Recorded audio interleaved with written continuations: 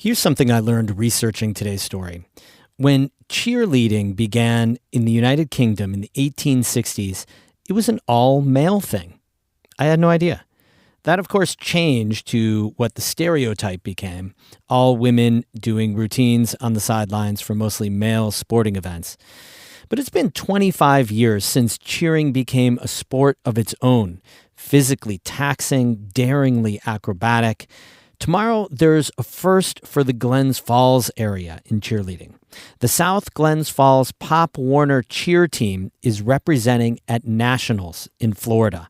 We meet the team on today's Story of the Day.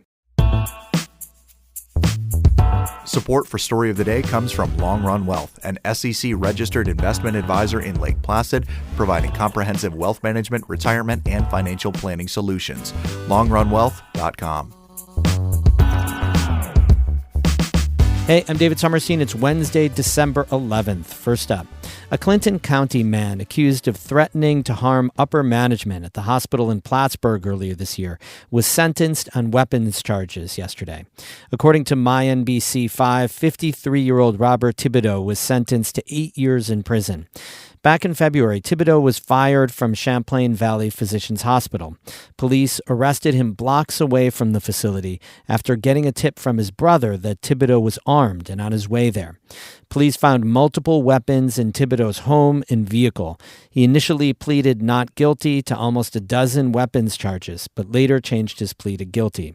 Thibodeau remains in custody at the Clinton County Jail today.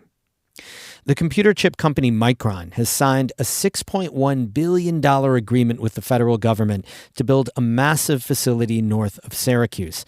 It's part of a $100 billion commitment to bring tens of thousands of jobs to the region, over the next 2 decades. As Scott Willis reports for the New York Public News Network, the project is now full steam ahead. More than 2 years after Micron made its landmark commitment, Senator Schumer says finalizing the agreement marks a significant milestone. It's a monumental step forward, the biggest step forward for Micron yet. It means Micron's CHIPS awards are locked in. Schumer says it can't be undone by Congress or a new presidential administration.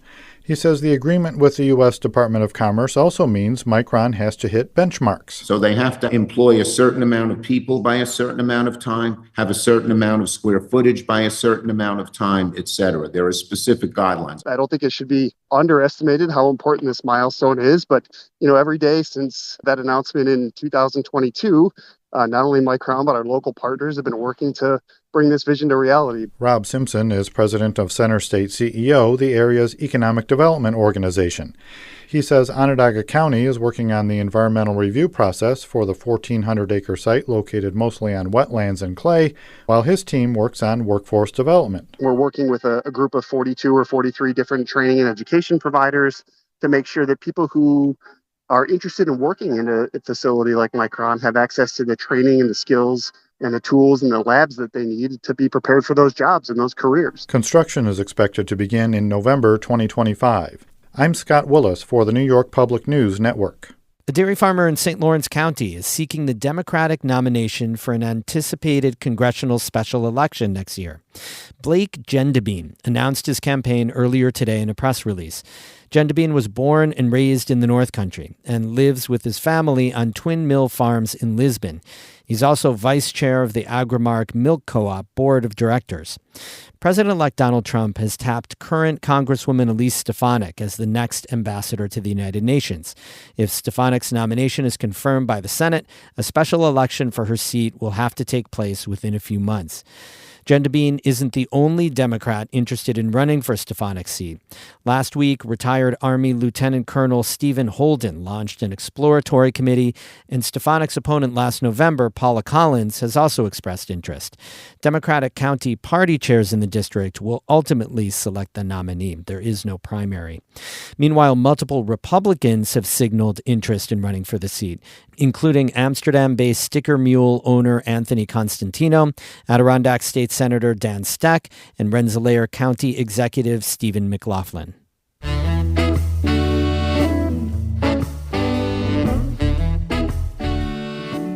A girls' cheerleading team in Warren County will perform in a national competition tomorrow. The South Glens Falls Pop Warner cheer team will compete in the 9 to 12-year-old age group in Orlando, Florida.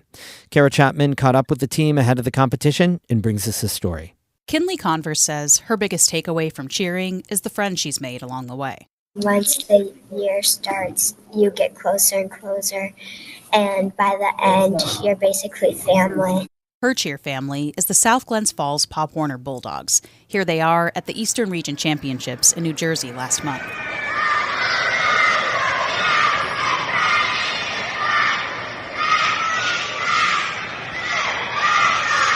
The girls placed second, earning them a spot at Nationals in Florida this week. The South Glens Falls cheer teams have been around for almost 30 years, but this Pee Wee squad is the first to make it to Nationals, where they'll be among more than 550 teams competing from around the country. During a team Zoom interview, teammates Addie Pereira and Liliana Dillon said that means a lot to them.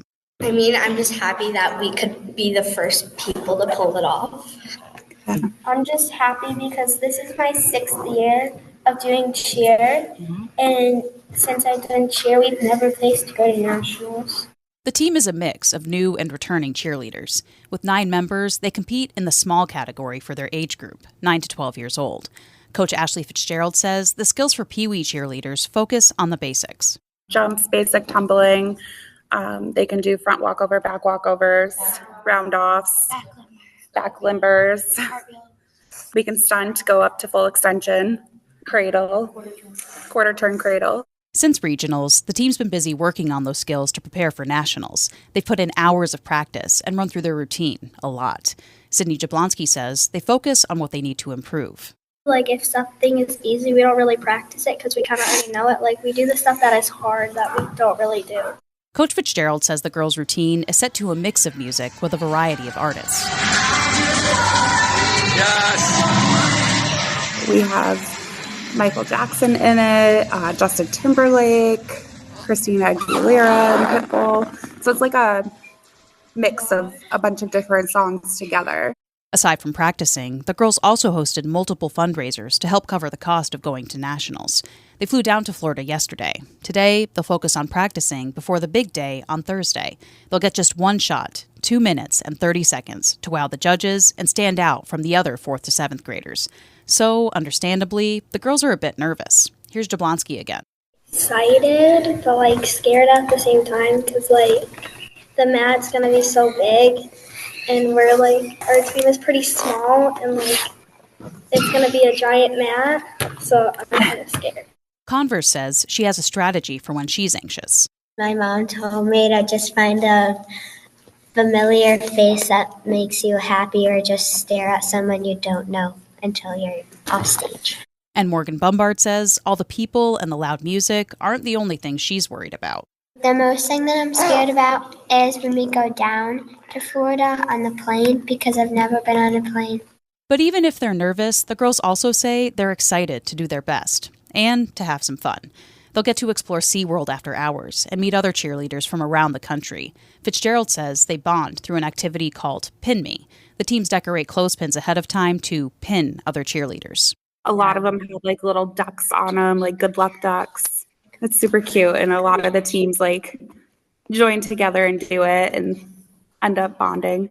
The pins might have messages on them like "good job" or "hit 0," which Converse says is a big goal for cheer teams. It means 0 deductions, so we didn't go off the mat or we didn't fall from a stunt or anything. Making it to nationals was the team's goal at the start of the season. Jablonski says it's okay if they don't place. At least we tried our best. But Coach Fitzgerald says they're going to go for it. It's a goal. We want to go out with a bang. Regardless of how nationals go, cheer isn't over once the girls get back from Florida. January 1st is the start of the winter season, and in February, they'll head back to New Jersey for globals. Fitzgerald herself cheered growing up and also got her start on the South Glens Falls Pop Warner team. She says she hopes to pass some things down to the girls on this year's team. Just the spirit, having fun, and just pushing yourself to do new things. The South Glens Falls Pop Warner cheer team will perform at Nationals in Orlando, Florida, just after noon on Thursday. Check out their Facebook page to stay updated on how the competition goes. Kara Chapman, North Country Public Radio. Good luck, girls. Go get 'em in Florida.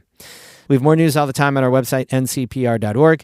Music today by I Am Snow Angel of Lake Placid and Zoe Knight of Potsdam. I'm David Sommerstein, North Country Public Radio.